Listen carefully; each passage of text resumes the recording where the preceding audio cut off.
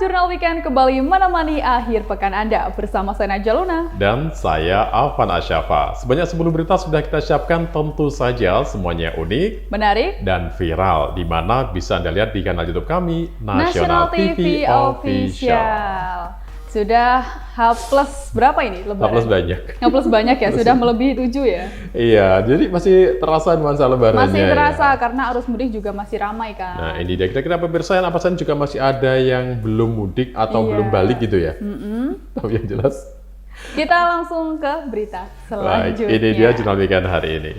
Dari Jambi maksud kami, 2 mahasiswa pembunuh sopir taksi online di Jambi diringkus polisi. Ini 2 mahasiswa ya. 2 mahasiswa aktif lagi. Jelas bukan contoh yang baik. Tapi bagaimana kronologi dan kisahnya, kita simak berita selengkapnya. Ini dia. 2 pelaku pembunuhan sadis terhadap sopir taksi online bernama Rusdianto, 47 tahun, berhasil diringkus tim Resmob Direktorat Reserse Kriminal Umum Polda Jambi. Kedua pelaku yang kini ditetapkan sebagai tersangka itu diketahui merupakan mahasiswa aktif dari 2 perguruan tinggi berbeda di Jambi. Mereka adalah Afif Tramubian 22 tahun dan Agam Santoso 19 tahun, dan keduanya telah diamankan polisi di lokasi berbeda. Awalnya polisi meringkus Agam di wilayah hukum Polres Tebo. Kemudian tak butuh waktu lama, polisi juga berhasil menangkap pelaku lainnya, Afif Tramubia, yang tengah bersembunyi di Hotel Horisman, Kota Jambi. Dalam proses pengamanan tersebut, polisi terpaksa menembak kaki tersangka Afif Tramubia lantaran melawan saat akan ditangkap. Selain meringkus kedua pelaku, polisi juga meringkus seorang penada berinisial R. Direktur Reserse Kriminal Umum Polda Jambi, Kombes Pol Andri Ananta Yudhistira mengatakan, kedua tersangka menghabisi nyawa korban dengan cara menjerat leher korban menggunakan tali. Selain itu, tersangka juga mengenamkan benda tumpul ke bagian kepala korban hingga korban pun tewas seketika. Sementara untuk menghilangkan jejak, kedua tersangka kemudian buang jasad korban ke kebun sawit di Jalan Nes, perbatasan wilayah Kabupaten Muaro Jambi dan Batanghari. Usai berhasil menjalankan aksinya, kedua tersangka kemudian menggandakan mobil Daihatsu Xenia yang milik korban kepada tersangka R senilai 28 juta rupiah. Dari hasil ini, Agam beroleh bagian sebesar 7 juta rupiah, sementara Hafif memperoleh bagian lebih besar yakni 21 juta rupiah. Kombes Pol Andri menambahkan, guna mempertanggungjawabkan perbuatannya, kedua pelaku terancam hukuman penjara seumur hidup. Dari hasil identifikasi melalui alat yang kita miliki, kami bisa mengidentifikasikan seseorang yang diduga pelaku yang telah terlihat terakhir bersama dengan korban. Sehingga tanggal 13 kami berkoordinasi dengan rekan-rekan jajaran penyidik di Polsek Tebo untuk mengamankan 1 orang pelaku yang diduga pelaku yang memang terakhir kali bersama dengan korban, yaitu saudara AS.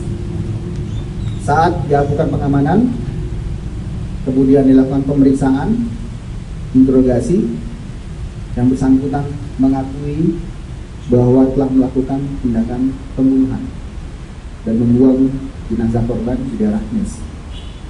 Dari situlah kami melakukan pencarian di lokasi di mana dibuang korban, dan ditemukanlah korban tanggal 14 siang. Langkah yang kami lakukan adalah melakukan olah TKP, menurunkan tim Inafis, dan menyerahkan jenazah ke Rumah Sakit Bayangkara Jambi. Hasil identifikasi, identifikasi dari tim forensik yang dipimpin oleh Dr. Ernest, identitas jenazah yang ditemukan tanggal 14 sesuai atau identik dengan korban yang dinyatakan hilang pada tanggal 10 April 2024. Kemudian kami mengambil langkah untuk melaksanakan otopsi, untuk melihat bagaimana proses meninggalnya korban ini. Dari kesimpulan yang disampaikan oleh dokter forensik, terdapat kesesuaian antara keterangan dari para pelaku, yaitu menjerat karena ada luka jerat dan menggunakan benda tumpul sehingga mengakibatkan tengkorak kepala bagian kanan retak. Penangkapan yang kami lakukan terhadap para tersangka, tadi diawali dengan penangkapan terhadap AS, kemudian kita kembangkan terhadap pelaku lainnya adalah saudara HT yang kita tangkap pada tanggal 14 malam hari, dan saudara HT melakukan perlawanan terhadap anggota, sehingga anggota kami tim Resmob melakukan tindakan tegas terukur terhadap pelaku atau tersangka HT. Kemudian kita bawa saudara HT untuk penanganan di Rumah Sakit Bayangkara dan melakukan interogasi terhadap saudara HT untuk melakukan penangkapan terhadap saudara R yang menerima kendaraan hasil dari kejahatan. Jadi lengkap sudah, para tersangka sudah kita tangkap, sudah kita amankan, dan kita lakukan tindakan tegas terukur ketika memang mereka melawan petugas dan membahayakan petugas. Kami tidak segan-segan untuk melakukan itu. Kami tidak segan-segan untuk berbuat profesional untuk menangani perkara kekerasan terhadap nyawa orang. Dan kami akan tunjukkan itu kepada para calon-calon pelaku untuk mengingatkan bahwa mereka tidak bisa bermain-main di wilayah Polda Jambi. Konstruksinya adalah pembunuhan. Walaupun sudah direncanakan, nanti kami akan berkoordinasi.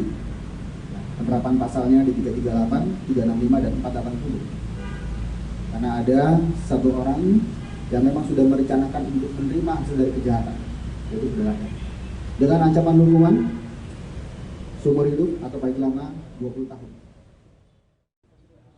Sebelum ditemukan tewas, korban Rusdianto dinyatakan hilang oleh keluarganya di malam takbir Hari Raya Idul Fitri Selasa 9 April 2024 lalu, yang diteruskan dengan buat laporan ke Polda Jambi. Berselang 5 hari, korban akhirnya ditemukan dalam kondisi sudah tidak bernyawa akibat menjadi korban pembegalan. Dari Kota Jambi, Eko Wijaya, Nasional TV melaporkan. Kira-kira ada kebutuhan mendesak apa sih sampai melakukan hal keji seperti itu? Kalau kita lihat dari kronologinya, memang sepertinya ini ada kebutuhan jelang momen Lebaran karena dikabarkan sebelumnya bahwa sopir taksi online ini pihak keluarganya melaporkan hilang pas malam takbir atau malam Lebaran Idul Fitri 1445 Hijriah. Ini kejinya lagi diduga menghabisi nyawa seorang sopir taksi online yang mereka tumpangi. Selain membuang jasad korban ke kebun sawit, kedua pelaku juga menggadaikan mobil korban yang mereka rampas senilai 28 juta rupiah. Ini sangat disayangkan, apalagi dua pelaku ini masih tercatat sebagai dua orang mahasiswa yang masih aktif di dua perguruan tinggi yang berbeda. Dan ini saja sangat disayangkan. Masih menjadi pelajar tapi sudah berani menghabisi satu korban jiwa. Dan mereka ini juga sangat kejam ya, menghabisi korban dengan cara menjerat kepala korban ini dengan tali. Ketika tewas baru dibuang ke perkebunan kelapa sawit. Juga sempat dianiaya kepalanya hingga luka berat. Tapi akhirnya kedua tersangka ini bisa ditangkap oleh pihak kepolisian 5 hari sesudah pihak keluarga melaporkan kehilangan si sopir taksi online itu, kemudian melapor ke pihak kepolisian, dan kini keduanya tinggal menunggu proses selanjutnya. Iya, karena sudah terancam hukuman penjara seumur hidup. Bisa disayangkan ya, masih remaja, masih muda, tapi sudah melakukan tindak kriminalitas. Jadi mereka sekarang sedang dalam proses untuk menunggu hukuman penjara seumur hidup. Dan selain kedua pelaku ini ternyata juga penadanya ditangkap juga ini ya. Iya, betul. Di mana diketahui bahwa untuk mobil yang dirampas digadaikan senilai 28 juta rupiah. Iya. Kita bergeser ke kabar yang lain, kali dari Jember, di mana sekeluarga asal Gresik digulung ombak pantai Paseban, Jember. Niatnya liburan malah apes. Jadi hati-hati dan selalu waspada dimanapun Anda berada. Selengkapnya kita simak beritanya. Ini dia. Insiden ini dialami bapak dan dua anak asal Segoromadu, Kecamatan Kebomas, Kabupaten Gresik, Jawa Timur. Ketiganya digulung ombak pantai Paseban, Kecamatan Kencong, Jember pada Kamis 12 April 2024. Mereka adalah Agung Setiawan, 44 tahun yang dilaporkan tewas, sedangkan dua anaknya yakni Muhammad Rafizki Rahman, 14 tahun, dan Afad, 18 tahun, kondisinya selamat. Diketahui, saat peristiwa terjadi, ketiganya tengah menikmati waktu libur Hari Raya Idul Fitri di pantai Paseban. Namun naas, mereka tergulung ombak saat sedang mandi dan berenang di pantai tersebut. Saat peristiwa berlangsung, kondisi ombak yang tinggi menerjang ketiga korban. Selain berwisata, diketahui bahwa salah satu korban bermaksud untuk mandi di laut dengan tujuan mengobati keluhan gatal pada kulit di bagian kaki dan tangannya. Namun diduga mereka tidak tahu jika ada larangan berenang di lokasi kejadian. Hingga kini pihak kepolisian sektor setempat masih mendalami kejadian itu. Sementara ketiga korban telah dievakuasi menuju puskesmas tempat. Terkait kejadian ini, pihak kepolisian akan melakukan koordinasi dengan warga untuk melakukan pengawasan ketat terlebih saat libur lebaran seperti saat ini. Dari Jember, Jawa Timur, Eko Purwanto, Nasional TV melaporkan.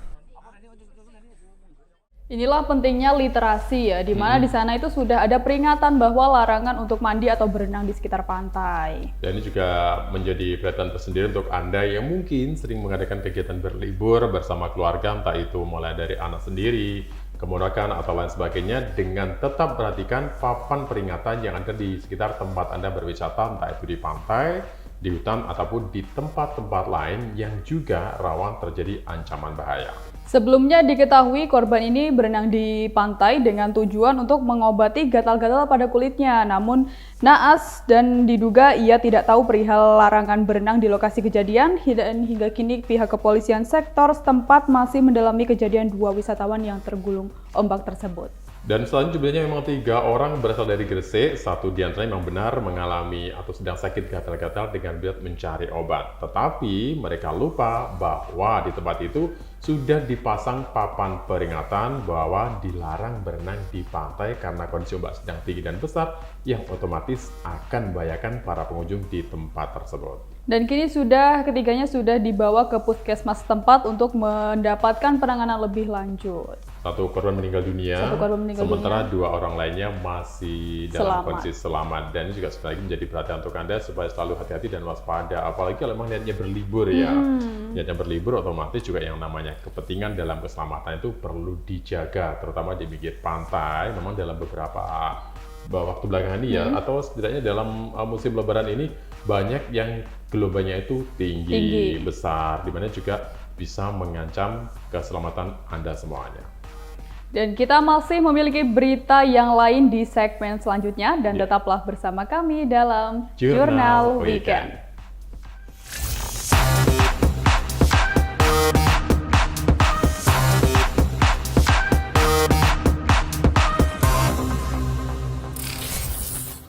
Pemirsa, terima kasih Anda masih bersama kami dalam Jurnal Weekend. Dan kita berada di segmen yang kedua dan berikut 3 berita yang akan kami ulas di segmen ini.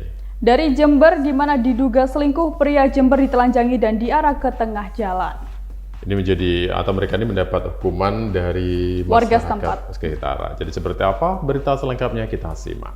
Ini dia.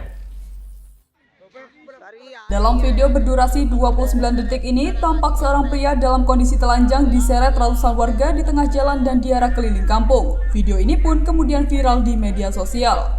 Insiden yang terjadi pada Senin dini hari 8 April 2024 tersebut diduga dilatar belakangi dugaan perselingkuhan yang dilakukannya. Sang pria keberkok suami sah korban dalam kondisi telanjang bulat lalu diteriaki maling dan jadi bulan-bulanan warga. Peristiwa tersebut terjadi di Kampung Kerajaan, Desa Mlokorejo, Kecamatan Puger, Jember.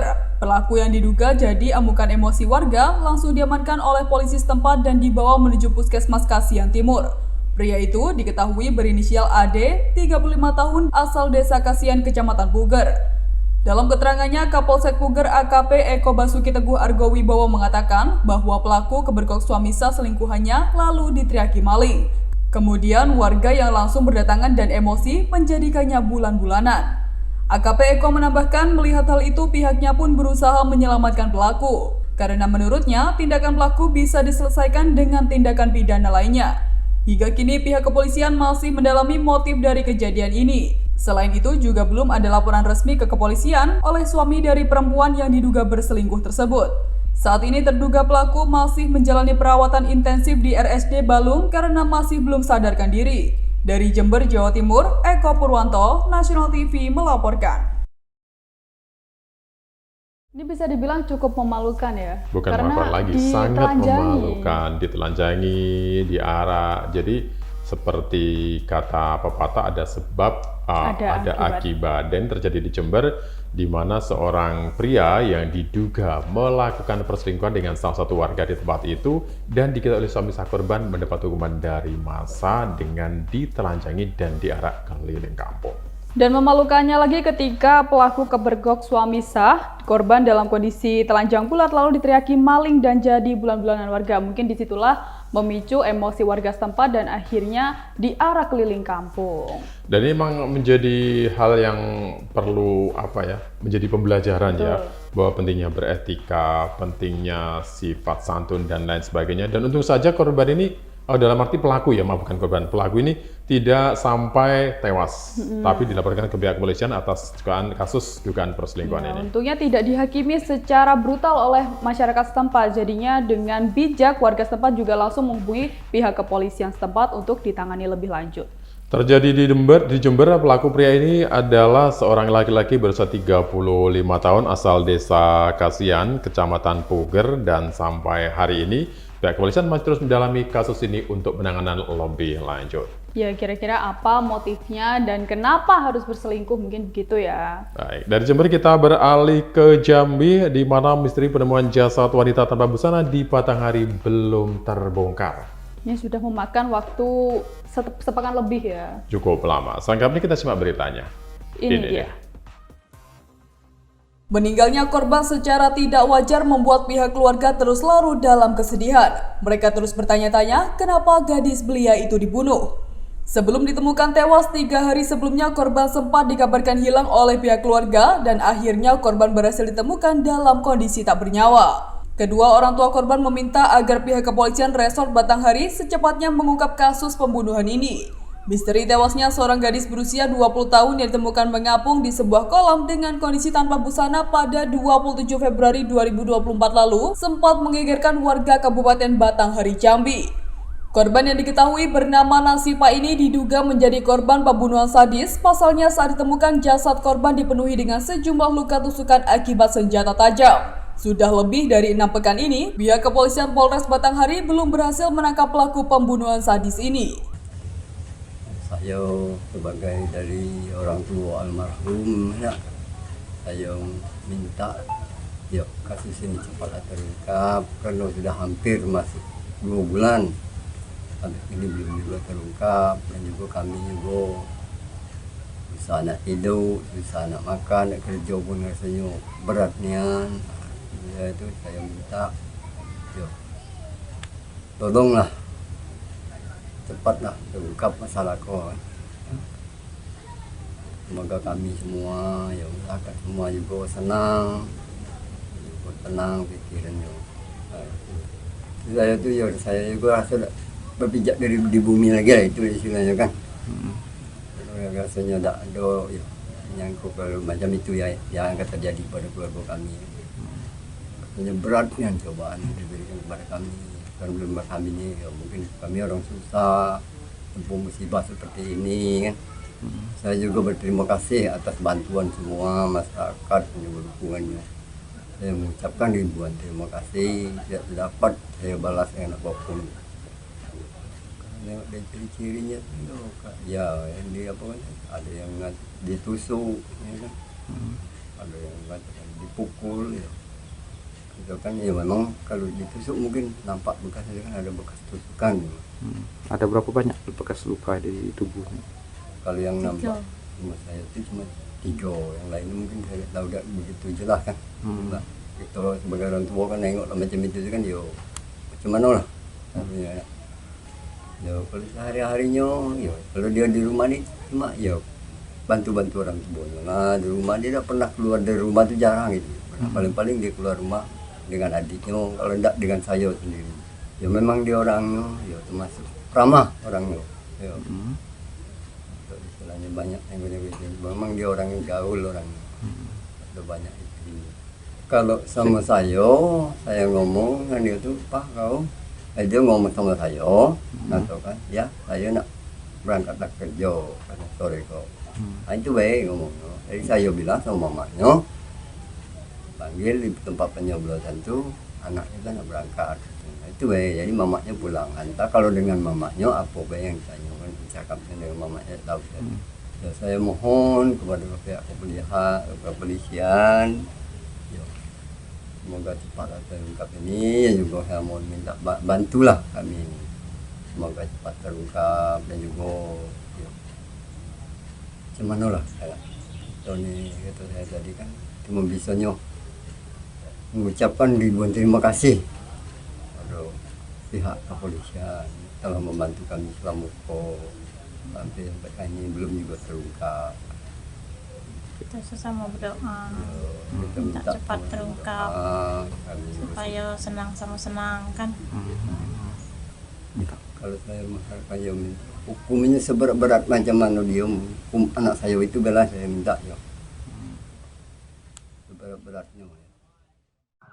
Penemuan sesosok mayat perempuan tanpa busana di sebuah kolam bekas di Jalan Baru, kilometer 6 Kelurahan Kampung Baru, Kecamatan Muara Tembesi, Kabupaten Batanghari Jambi itu membuat heboh warga sekitar. Warga yang datang sama sekali tidak mengetahui mayat tersebut lantaran kondisinya sudah mulai membusuk dan polisi yang tiba di lokasi kala itu langsung melakukan olah tempat kejadian perkara dan mengevakuasi jenazah korban dari kolam. Hingga kini, petugas kepolisian belum menemukan titik terang apa motif pelaku di balik kasus pembunuhan ini. Pasalnya di lokasi penemuan mayat, petugas tidak menemukan barang bukti. Dari Kabupaten Batanghari Jambi, Eko Wijaya, Nasional TV melaporkan. Ini mengenaskan sekali ya cara meninggalnya, bagaimana diketahui korban adalah korban pembunuhan. Dugaan sementara itu ya, apalagi kasus ini sudah cukup lama sebenarnya. Kalau sekarang sudah di bulan April, sementara kasus ini atau penemuan mayat ini terjadi pada bulan Februari 2024 lalu. Jadi kalau hitung sudah berlangsung selama 2 bulan dan sampai saat ini masih belum ada kejelasan terkait lanjutan kasus ini. Untuk itu pihak keluarga juga meminta pihak kepolisian supaya bertindak cepat mengungkap motif dan juga siapa pelakunya. Korban diketahui bernama Nasifa ini diduga menjadi korban pembunuhan sadis. Pasalnya saat ditemukan jasad korban dipenuhi dengan sejumlah luka tusukan akibat senjata tajam. Jadi itulah yang menimbulkan dugaan-dugaan pembunuhan atas kasus ini. Dan awal ditemukannya mayat ini memang saat itu warga yang berada di sekitar TKP awalnya tidak curiga. Tetapi karena ada aroma busuk atau mencium bau busuk, mereka pun jadi curiga ada apa sebenarnya. Setelah dicari ternyata ada sesosok mayat yang terapung. Dan untungnya warga juga tidak gegabah melakukan atau memegang-megang jenazah korban atau merusak TKP dan langsung menghubungi pihak kepolisian setempat untuk ditangani lebih lanjut. Ini merupakan tindakan bijak ya. Betul. Ketika kita menemukan sesuatu yang dirasa janggal, memang yang paling awal adalah melaporkan kepada pihak yang berwenang atau yang bisa menangani kasus tersebut. Mudah-mudahan saja kita doakan segera terungkap siapa dalang di balik kasus ini. Kita beralih ke berita selanjutnya dari Jambi. Jadi korban begal seorang pemuda diikat dan dibuang ke kebun sawit. Ini masih terjadi kasus atau kriminalitas di berbagai tempat ya. Begal. Baik, kita simak berita selengkapnya. Ini dia. Seorang pemuda ditemukan di area perkebunan kelapa sawit dalam kondisi tangan terikat oleh warga desa Danau Lamo, Kecamatan Marosebo, Maro Jambi, Provinsi Jambi pada Sabtu pagi 6 April 2024. Ia adalah Habbi Khairudin, 27 tahun, warga Kecamatan Jambi Luar Kota, Kabupaten Maro Jambi. Di hadapan polisi, Habbi mengaku jika ia menjadi korban pembegalan. Awal peristiwa itu terjadi saat ia yang sedang mengalami masalah dengan kendaraannya karena banyak bocor, tiba-tiba dihampiri 4 orang yang tak dikenal yang berpura-pura hendak menolong pada Jumat malam 4 April 2024. Habib menambahkan yang membuat ia kaget karena ternyata keempat pelaku tersebut langsung menodongkan senjata api dan mengikat kedua tangannya dengan seutas tali. Setelah itu, para pelaku merampas mobil dan handphone miliknya, sedangkan ia dibuang ke perkebunan kelapa sawit yang berada di wilayah Kabupaten Muaro Jambi. Sementara itu, Usman, salah satu warga yang menemukan korban, mengaku jika saat itu kondisi korban sudah lemas. Selanjutnya, ia bersama warga lain langsung melaporkan hal tersebut ke pos pengamanan dan pemantauan arus mudik lebaran yang ada di wilayah itu. Ramah, seperti mau bantu. Tiba-tiba langsung menodongkan senjata api. Terus setelah itu, kamu diikat? Saya disuruh masuk ke mobil, langsung saya dipukuli. Kalau diikatnya saya sudah nggak sadar. Oh gitu. Sadar-sadarnya saya sudah di kebun warga sini. Kebun itu dah, di kebun sawit itu kenapa? Iya. Ambil daun pisang. Ya. Itu ada orang di jalan itu minta tolong Pak, tolong.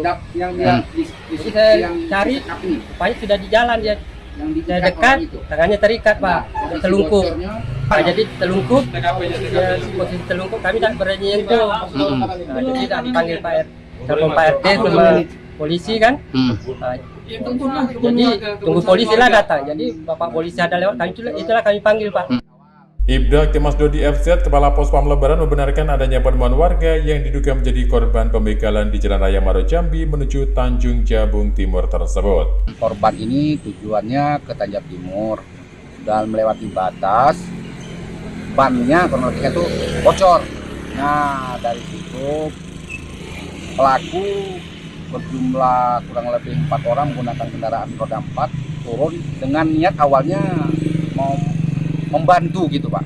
Akhirnya ditodong dan dilakukan pemukulan hingga korban pingsan, sadar diri setelah berada di dalam kebun, Pak. Dalam kondisi tangan terikat dan kebetulan ada warga yang sedang mencari daun, dia mendengar ada yang minta tolong.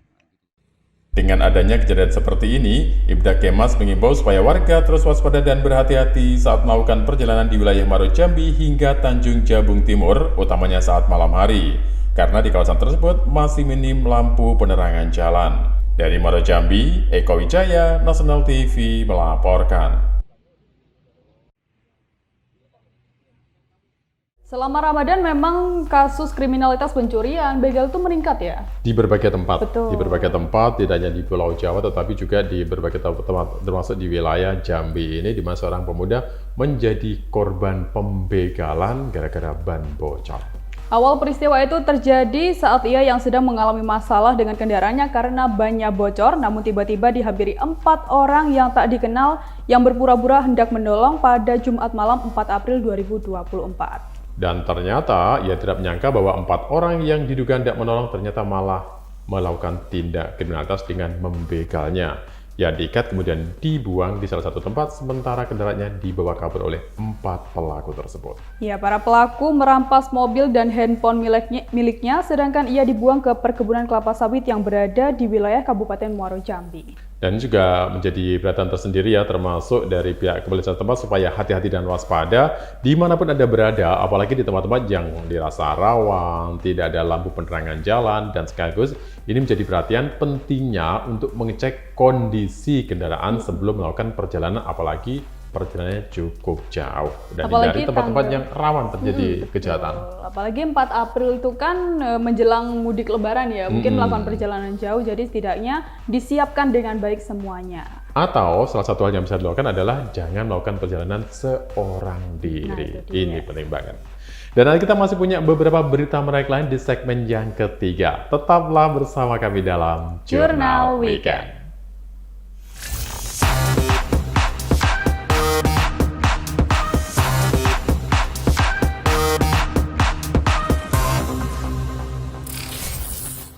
Jurnal Weekend masih bersama Anda. Dan kita sekarang berada di segmen yang ketiga. Sebanyak 3 berita akan kita sampaikan. Di antaranya adalah diduga rem tak berfungsi, 1 unit bus terguling. Inilah pentingnya mengecek kendaraan sebelum berangkat ya. Ini terjadi di Padang. Selengkapnya kita simak. Ini dia. Diduga rem bus tidak berfungsi dengan baik membuat 1 unit bus oleng dan terbalik saat dalam perjalanan dari Medan menuju Jakarta. Pada insiden di jalur alternatif Malalak, Kabupaten Agam, Sumatera Barat itu, bus mengalami kerusakan pada bagian depan. Akibat peristiwa tersebut, 1 orang penumpang dinyatakan meninggal dunia di tempat kejadian. Sementara beberapa lainnya mengalami luka berat dan juga luka ringan. Kapolres Padang Pariaman AKBP Ahmad Faisal Amir mengatakan, akibat kecelakaan itu saat ini ada 26 korban yang terdiri dari 24 orang dewasa dan 2 anak-anak. 1 korban meninggal dunia dan 5 orang mengalami luka berat, sedangkan 20 lainnya luka ringan. Dirawat di rumah sakit ini. Ya, sampai saat ini untuk korban laka lantas yang terjadi di jalur one way Malalak yang dilarikan ke RSUD Padang Pariaman ini berjumlah 26 orang yang baru datang, terdiri dari 24 orang dewasa dan 2 anak-anak. Untuk kemudian untuk statusnya 1 korban meninggal dunia, dan 5 luka berat dan 20 luka ringan. Nah, ini sementara baru kami identifikasi. Kemungkinan ada korban lain? Kami masih data kembali karena ada yang baru datang sehingga kami perlu update jumlah korban berikutnya. Selepas kejadian, semua korban telah dievakuasi ke RSUD Pariaman dan Rumah Sakit Ahmad Muhtar Bukit Tinggi untuk mendapatkan penanganan medis. Insiden ini adalah kecelakaan ketiga yang terjadi di lokasi yang sama dalam beberapa hari terakhir. Dari Padang, Pariaman, Sumatera Barat, Ara Wirkarimi, National TV melaporkan. Ini akibatnya banyak sekali korban yang terdampak akibat kecelakaan ini ya. Memang diketahui bahwa bus ALS yang mengalami kecelakaan tunggal ini berada di jalur alternatif di Kecamatan Malala, Kabupaten Agam, Sumatera Barat. Bahkan ada korban meninggal dunia. Insiden ini terjadi diduga karena rem kendaraan blong, dan akibat kecelakaan ini saat ini ada 26 korban yang terdiri dari 24 orang dewasa dan 2 anak-anak. Dari jumlah itu 1 korban meninggal dunia dan 5 orang mengalami luka berat, sementara puluhan lainnya mengalami luka ringan. Tapi semuanya sudah mendapat penanganan di rumah sakit umum daerah terdekat. Dan diketahui memang kejadian seperti ini bukan yang pertama kali terjadi, namun sudah ketiga kalinya terjadi di lokasi yang sama dalam beberapa hari terakhir. Jadi jaraknya nggak berjauhan ya, antara peristiwa satu dengan peristiwa lainnya itu hanya dalam jarak beberapa hari saja. Sekali menjadi perhatian pentingnya untuk mengenali medan, pentingnya untuk mengenali fungsi kendaraan, kondisi kendaraan sebelum melakukan perjalanan jauh. Dan ini memang menjadi catatan sendiri ya, untuk selalu berhati-hati ketika dalam perjalanan baik sopir maupun penumpangnya. Baik, kita beralih ke berita selanjutnya. Dari Jombang, angkut puluhan penumpang bus Pahala Kencana terbakar di Tol Jombang. Jadi lagi-lagi masih tentang kecelakaan. Seperti apa beritanya? Ini dia. Insiden terbakarnya bus Pahala Kencana ini terjadi di kilometer 705 Tol Jombang, masuk Desa Blimbing, Kecamatan Kesamben, Kabupaten Jombang pada Rabu pagi 17 April 2024. Dalam peristiwa itu, kepulan asap hitam tebal terlihat membumbung tinggi dari kejauhan. Diketahui, bus naas bernopol B7426TK itu mengangkut 36 orang penumpang termasuk sopir dan kondektur bus.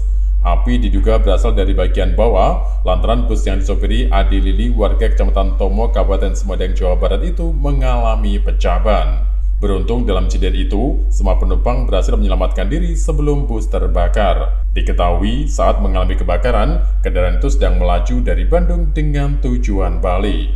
Kanit 3 Pejar Polda Jatim AKP Yudhoyono dalam keterangannya menyebut, bus mengalami pecah ban bagian kanan belakang, sehingga pelek yang bergesekan dengan beton menimbulkan percikan api yang membuat kerangka bus terbakar.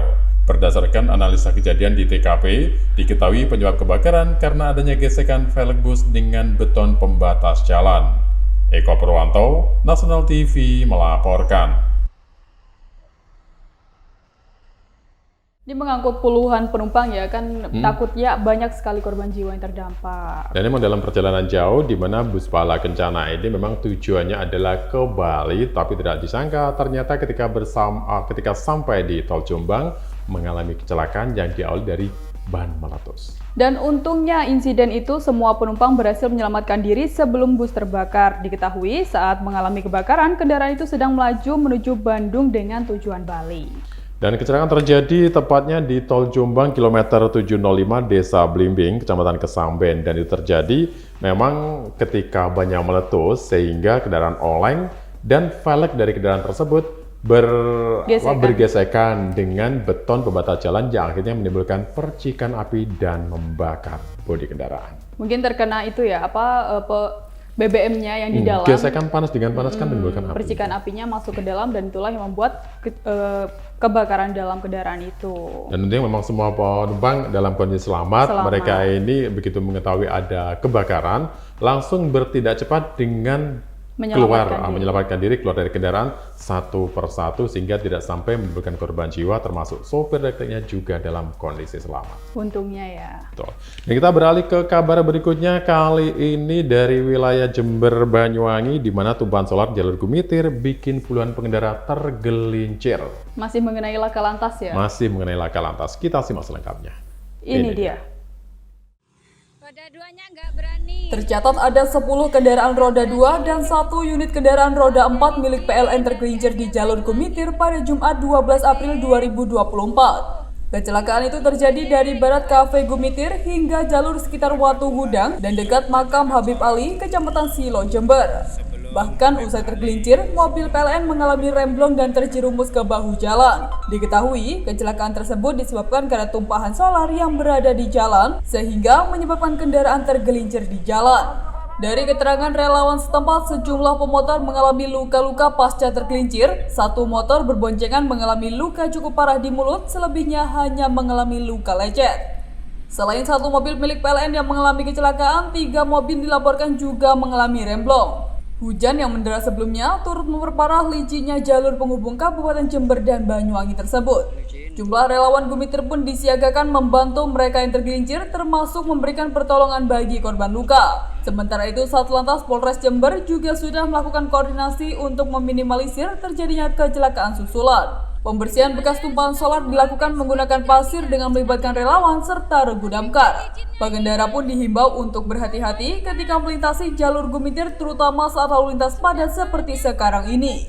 Dari Jember, Jawa Timur, Eko Purwanto, National TV melaporkan. Jadi takut yang mau pulang nganan, Pak.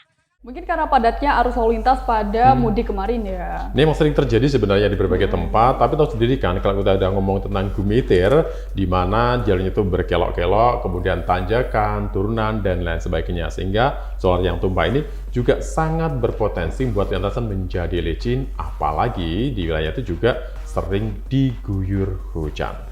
Diketahui tak sedikit dari pengendara tersebut mengalami luka usai terjatuh dari motornya. Satu motor berboncengan mengalami luka yang cukup parah di mulut, selebihnya hanya mengalami luka lecet. Bahkan beberapa kendaraan juga mengalami remblong atau dalam arti remnya tidak berfungsi karena licinnya medan, termasuk kendaraan dari milik PLN dan juga beberapa kendaraan lain. Dan di mana akhirnya para relawan berusaha untuk membantu membersihkan solar yang ada di sekitar TKP. Dan licinnya jalan tersebut itu diperparah dengan kondisi jalan yang setelah diguyur hujan ya. Betul. Jadi relawan ini memang melakukan pembersihan dengan cara pertama itu menguruknya dengan pasir, kemudian dari pihak damkar sendiri juga diterjunkan ke lokasi melakukan penyemprotan secara khusus supaya solar tersebut hilang dan kendaraan yang melintas tidak lagi khawatir atau was-was mengalami kecelakaan. Dan warga setempat juga membantu membersihkan ya. Betul, ini bentuk kerjasama yang luar biasa, perlu diapresiasi. Dan pastikan Anda jangan kemana-mana, kita masih punya 2 berita di segmen terakhir. Tetaplah bersama kami dalam Jurnal Weekend.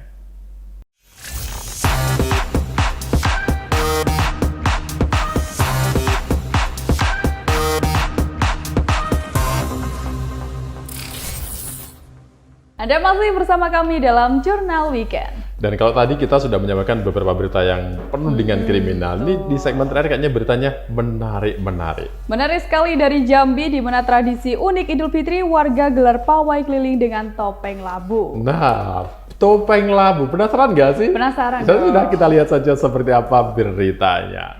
Ini dia. Ratusan warga desa Muaro Jambi, Kecamatan Marosebo, Muaro Jambi, lakukan pawai keliling kampung dengan memakai topeng pada momen datangnya Hari Raya Idul Fitri. Yang tampak berbeda dan menarik perhatian karena topeng yang digunakan terlihat menyeramkan. Terbuat dari kulit buah labu yang telah dikeringkan, topeng tersebut dipoles dan diwarnai sedemikian rupa. Dengan berjalan kaki, para peserta diiringi dengan irama musik tradisional khas Muaro Jambi ini. Mereka berkeliling menghampiri warga yang tengah merayakan Hari Raya Idul Fitri bersama keluarga. Masyarakat pun menyambut antusias dengan berikan angpau kepada peserta pawai. Pegiat seni budaya Muaro Jambi Borju menyampaikan, tradisi pawai topeng labu ini berawal di mana pada zaman dahulu ada warga yang menderita penyakit kusta di wilayah tersebut. Mereka harus rela dikucilkan dan diasingkan ke tengah hutan yang jauh dari permukiman warga. Kemudian setahun sekali, penderita kusta ini pulang ke kampung halaman karena rindu keluarganya. Dari tradisi itulah, kemudian diilustrasikan warga dengan menggelar pawai topeng labu saat Lebaran tiba. Kalau yang melatar belakangi kesenian topeng labu ini, cerita masyarakat mengenai penyakit kusta zaman dahulu. Jadi diceritakan masyarakat Desa Muara Jambi terkena wabah kusta, dan orang-orang yang terkena kusta tersebut dia diasingkan ke dalam hutan oleh masyarakat. Tapi kalau topeng labu Muara Jambi sendiri kaitannya dengan sosial masyarakat itu nilai yang di dalam keseniannya ini, yaitu kesetaraan manusia.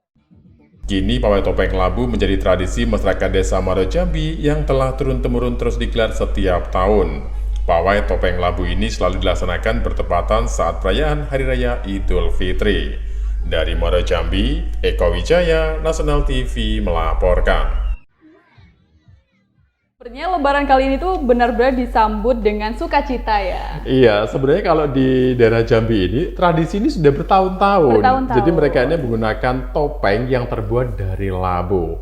Uniknya, topeng ini sebelum dipakai, dikeringkan terlebih dahulu dan dicat dengan warna-warni, kemudian dipakai untuk merayakan Idul Fitri. Tapi ada cerita menarik di baliknya. Ada asal-usulnya gitu. Betul ya. sekali.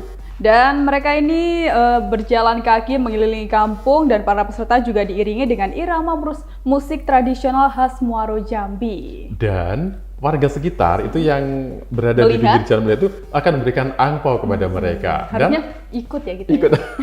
Terlalu jauh di Jambi ya. Tapi tahu nggak sih tradisi atau kenapa tradisi dilakukan, cerita awalnya seperti apa? Ceritanya katanya dulu ada warga yang menderita penyakit kusta di wilayah ini dan mereka harus rela dikucilkan dan diasingkan ke tengah hutan yang jauh dari permukiman warga. Nah, karena mereka diasingkan dan dikucilkan, mereka hanya pulang ketika di momen-momen tertentu, dalam arti setahun sekali atau dalam momen Idul Fitri untuk melepas rindu kepada keluarga. Dan akhirnya ini dilestarikan dan terus budayakan jadi sebuah tradisi. Iya, jadi di sini digambarkan kalau dulu orang yang sakit kusta, sekarang beda lagi. Tapi sekarang adalah orang yang merantau, kemudian pulang setahun sekali untuk bertemu keluarganya. Di situ menariknya. Jadinya ini viral di media sosial dan menjadi mungkin menjadi pandangan, menjadi sorotan akhir-akhir ini selama Idul Fitri ya. Ini kalau dikemas lebih menarik lagi atau dalam arti di-up lebih besar, bisa jadi menjadi salah satu daya tarik wisatawan untuk datang ke tempat tersebut. Iya, bisa jadi tren juga kan. Betul sekali. Dan dari tentang topeng lebaran, kita masih tentang Idul Fitri. Masih dari Jambi, di mana sampai Idul Fitri warga Muara Jambi gelar takbir keliling. Masih tentang lebaran ya? Iya, enak sekali lebaran. Kita simak berita selengkapnya. Ini dia. Ribuan umat muslim di Desa Sebabo, Kecamatan Mestong, Kabupaten Muaro Jambi menggelar takbir keliling dengan mengadakan pawai kendaraan hias di malam Hari Raya Idul Fitri 1445 Hijriah atau pada Selasa 9 April 2024. Mereka berkeliling desa sambil melantunkan takbir dan tahmid untuk merayakan kemenangan setelah menjalani ibadah puasa Ramadan selama sebulan penuh. Ketua Panitia Pelaksana Kegiatan Muhammad Rudi menyampaikan, tak hanya warga Desa Sebabo saja, kegiatan pawai kendaraan hias ini juga diikuti oleh warga dari desa tetangga. Ini kebetulan inisiatif dari para pemuda di Desa Sebabo itu melaksanakan takbir memperingati Lebaran besok pagi. Jadi mereka menghias kendaraan-kendaraan mereka, ada beberapa itu mengelilingi Desa Sebabo yang kalau kita lihat sendiri pesertanya lumayan banyak. Kalau untuk Sebabo aja udah 3.000 warganya yang kumpul. Ya. Ini masuk lagi dari desa-desa lain juga ada yang ikut bergabung. Selanjutnya kami juga cuma mengkoordinir. Selanjutnya kami menghubungi dari pihak kepolisian, dalam hal ini pertama Babin Kaptipmas, selanjutnya juga dari Polsek Mestong untuk dapat bekerja sama mengamankan jalannya takbiran ini.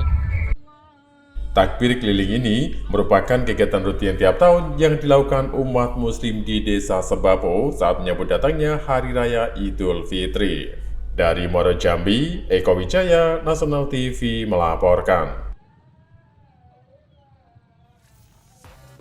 Meskipun takbir ini sudah dilakukan di berbagai wilayah, tapi yang kali ini tetap unik ya dari Jambi. Iya, itulah indahnya Indonesia. Betul. Ada momen-momen tertentu, ada tradisi-tradisi tertentu, termasuk takbir keliling. Di sini yang lebih benar lagi adalah karena takbirnya nggak hanya berjalan kaki, tapi menggunakan kendaraan hias diikuti oleh anak-anak, remaja, sampai juga orang dewasa. Dan Ketua Panitia Pelaksana Kegiatan juga mengatakan tak hanya warga Sebabo saja, kegiatan pawai ini juga diikuti oleh warga dari desa tetangga. Jadi tidak hanya masyarakat setempat, namun dari luar daerah juga ikut merayakan. Ini dia, dan jadi tradisi yang menarik dilakukan setiap tahun. Jadi setiap mau Idul Fitri, mereka udah prepare dulu, udah menyiapkan kendaraan, menghias dan lain sebagainya, termasuk persiapan untuk melakukan takbir keliling bersama seluruh warga. Ini berarti takbiran ya. Jadinya meriah sekali ya, meramaikan kampung mereka dan juga kampung orang lain gitu ya. Itu dia. Dan lo sendiri pernah ikut merasakan bagaimana suasana takbir keliling? Pernah dulu waktu kecil, tapi sudah lupa rasanya. Mungkin kalau penasaran langsung ikut ke Jambi aja. Oh gitu. Nggak usah di Jambi, Banyuwangi ada kok ya. Banyuwangi juga ada, di setiap daerah sepertinya juga tempat. ada ya. Benar sekali. Dan di tempat Anda apakah juga punya kegiatan yang unik atau menarik terkait dengan menyambut datangnya Idul Fitri seperti takbir tadi? Itu bisa menjadi hal yang menarik juga untuk di-up atau diulas oleh Betul, siapa tahu jadi viral seperti Jambi. Nah, itu dia. Dan masuk jurnal weekend. Ini serunya seperti itu ya, apalagi kalau udah ngomongin Idul Fitri dan juga sekaligus nanti disambut ya. Selain takbir, biasanya salat Idul Fitri, kemudian beramah tamah, bersilaturahmi dari satu tetangga ke tetangga lainnya. Ini satu rangkaian yang sangat menarik dan hal yang sangat luar biasa dilakukan. Jadi kenangan yang tak terlupakan gitu ya. Betul sekali. Dan kabar tadi sekaligus menjadi penutup di Jurnal Weekend kali ini. Saya Afana Syafa. Dan saya Najwa Luna. Kita pamit, jangan lupa simak Jurnal Weekend dengan berita yang unik, menarik, dan selalu viral di kanal YouTube kami, National TV Official. Minal aidin wal faizin, mohon maaf lahir dan batin. Sampai jumpa.